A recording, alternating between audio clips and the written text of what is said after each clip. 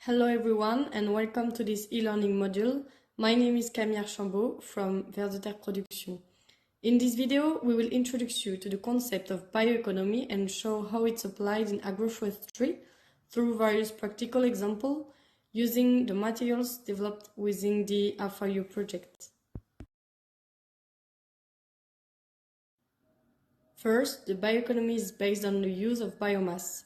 While there is no single definition, as interpretations vary depending on the topics and approaches considered, the bioeconomy can be described as the production, utilization, and conservation of biological resources, including related knowledge, science, technology, and innovation, to provide information, products, processes, and services across all economic sectors with the aim of achieving sustainability. It lies at the interface of the agriculture, aquaculture, and forestry sectors, and seek to produce food for human and animal consumption as well as industrial outputs such as bio-based products and bioenergy. The added value generated through bioeconomy development has the potential to create employment opportunities and foster economic growth in rural, urban, and peri-urban communities. A concept that emerges from the bioeconomy is the cascading valorization of biomass, which is closely linked to the concept of circularity. The cascading principle aims to achieve resource efficiency in biomass use by prioritizing material uses over energy uses whenever possible. By reusing residues and recycling materials, it enhances interconnected relationships within and between value chains and reduces the need to introduce new materials into the system. Thus, cascading is about making choices between different applications. A chain-based approach is necessary and can be applied through three complementary dimensions. First, in terms of time, it means recovering biomass as many times as possible, for example, paper recycling. Second, in terms of value, it's referred to recovering resources with the aim of increasing their value within the cascading chain. An example is using straw for ethanol production, which can then be further used to produce, for instance, plastics. Third, in terms of function, it means using each component for an optimal purpose in a way that maximizes value. Co-production is a good example where different functional streams, like protein, oil, and energy carrier, are products from a single biomass stream, maximizing total functional use. Let's take the example of the cascading use of wood from an agroforestry system.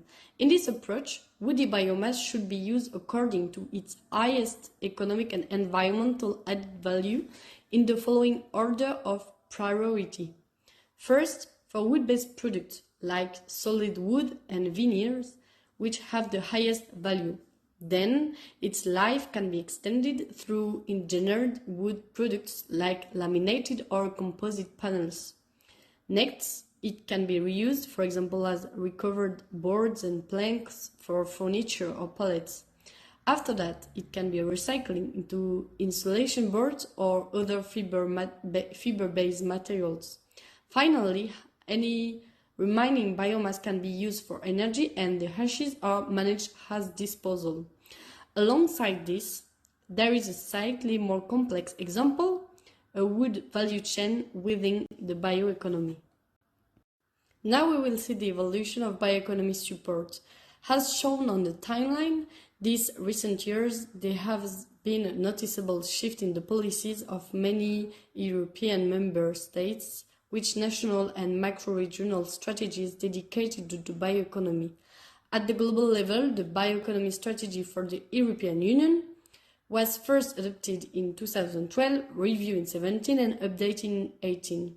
Through these revisions, it has maintained 5 key objectives which are shown here on this slide. More specifically, regarding policy actions, European countries implement several local measures, but 3 of them are common to all and constantly emphasized. First, encouraging investments in bioeconomy research, innovation and market development. Second, supporting the principle of cascading use, circularity, and resource efficiency for biomass. And third, promoting communication campaigns to raise awareness. The AF4EU Alive handbook includes more than 15 resources dedicated to bioeconomy practices. These materials illustrate how bioeconomy principles are applied in real context and include value chain example, videos, practical abstract, fact sheets, and technical articles. Together, they offer concrete insight and inspire the implementation of bio-based solutions across different sectors and regions. Mixed agroforestry systems generate diverse forms of biomass production that integrate into various value chains and actively contribute to the bioeconomy. Hedgerows and trees can provide a big amount of valuable resources such as timber, craftsmanship materials, firewood, wood chip, forage, and even fruit, supporting both economic diversification and ecological resilience on farms. Two species demonstrate the added value that high-quality timber can generate right from the initial stages of the cascade use in a bioeconomy approach. Black walnut wood is suitable for products that require higher requirements for mechanical properties. It's used for making gun stocks, in the furniture industry, for example the production of parquet, veneers, paneling, railings, and staircases. It's also used to create turn art objects. Chestnut wood also has numerous and similar applications in joinery and furniture making. At the end of their use, these items can be transformed or even recycled, for example, into wood chips. Producing wood chips from agroforestry systems or industrial residues or recycled materials open up new opportunities for material applications besides their energy potential use. Concrete examples of managing pruning residues from hedges within a closed-loop cycle illustrate this. First, in an orchard with vegetable crops, hedge maintenance produces ramial chipped wood, which is then transformed into compost to enrich the soil and return nutrients.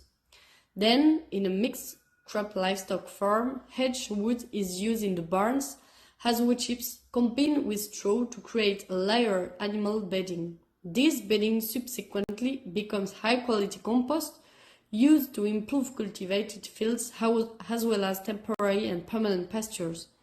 It's also possible to convert wood chips into biochar. As well as combustion in biomass heating plants, pyrolysis can be considered for energy use as well. The biomass can be converted into CO2-neutral heat, CO2-neutral electricity, carbonizate or biochar, pyrolysis gas, pyrolysis oil, and other liquid extracts with a stimulating effect for plant growth. The biochar has extremely versatile properties and usage potentials that are relevant from a bioeconomic point of view. The value creation opportunities can be increasing along a cascade usage, for instance by using biochar in livestock breeding or plant production.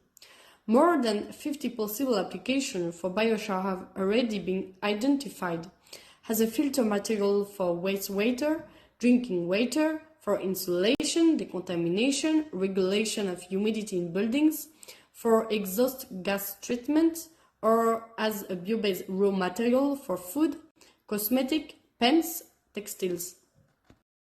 Freshly harvested walnuts or walnut oil can be used both for consumption and in cosmetic products.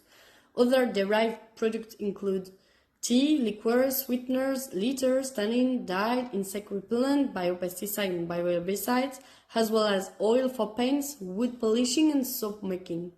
Residuals byproducts such as shells and husks can also be valorized, for instance as biomass or in artisanal applications, creating additional revenue streams. Wallonia oak systems, including the collection of acorn cup and nuts, harvesting timber and firewood, and charcoal production, strengthen regional value chains. Acorn products find application in tanneries, yarn dyeing, cosmetology and pharmacology, while the demand for human consumption continues to grow.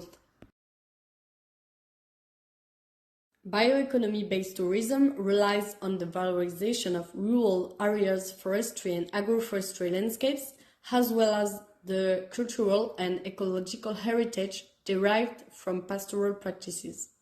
Within this concept, the main goal is to use nature resources efficiently, minimize waste, and ensure their renewability. It's the emphasis on economic growth that distinguishes it from the concept of ecotourism or rural and nature tourism. As illustrated by the value chain diagram, for example in accommodation services, businesses are owned by local residents, recycled or certificate materials are used, principles such as saving water and energy are observed. In catering establishments, preference is given to local food and producers as well as to returnable packaging, eco-certified products, and organic farming goods. Transport prioritized low carbon and carbon-free options. Bioeconomy-based tourism also emphasizes activities connected to nature, such as environmental education, outdoor sports, farm visits, and immersive experiences. This final selection of articles also related to the bioeconomy. For example, those on sheep value chains, whether in agroforestry systems or not, show the wide variety of use for products like wool and mutton, while highlighting the complementarity between food and non-food valorization of agricultural biomass. Other articles focus on the farm-to-fork strategy, covering production, on-farm processing, and local sales to showcase self-sufficiency and the development of farm-scale value chain. A successful bioeconomic transition is therefore possible, but under certain conditions. Current bioeconomy models follow the logic of weak sustainability, meaning economic growth can continue as long as the total stock of capital is maintained. Because the bioeconomy relies directly on biological resources, the degradation of natural capital threatens its very foundation. Considering the potential expansion of bio-based activities, it's necessary to pay real attention to biophysical pressures such as limited resources, soil erosion, water pollution, and biodiversity loss. The parallel attention is needed to the externalization of social and environmental pressures through global trade. Priorities for valorization are influenced by policy, market conditions, and infrastructures. There is sometimes a risk that bioeconomy development could concentrate value at certain points in the value chain. This is why it's important to maintain multiple avenues of valorization within the same territory. Natural cascading could create also competition between actors, for example, between energy and material uses of waste. A true effort to identify local needs is necessary and leads to determining which values to prioritize. The territory should have local demand, industrial demand, and societal demand for at least part of the final consumption of bio-based products, material, or energy. Cooperation between all sectors and actors is absolutely essential, with a genuine commitment to maximize synergetic effects and create multiple benefits, achieving context-specific environmental, social, and economic sustainability objectives simultaneously. Be open to trade-off and implement strategies that balance land and biomass allocation while identify optimized practices and technologies in production and use to guarantee sustainability. Then, by redesigning production processes, all steps need to be observed, understanding not just the economic value or resource flow involved, but also the biophysical processes, the functions they serve, and the specific inputs like machinery, land tips, human skills required. Assessing the sustainability of the value chain is important, as it allows actors to understand and evaluate the full impact of their activity from the beginning, sourcing of raw materials, to the end, sale of products. Total transparency in material condition is also indispensable to manage contamination with additives, pollutants, decomposition, moisture, and small particle size, and to increase biomass quality at each stage.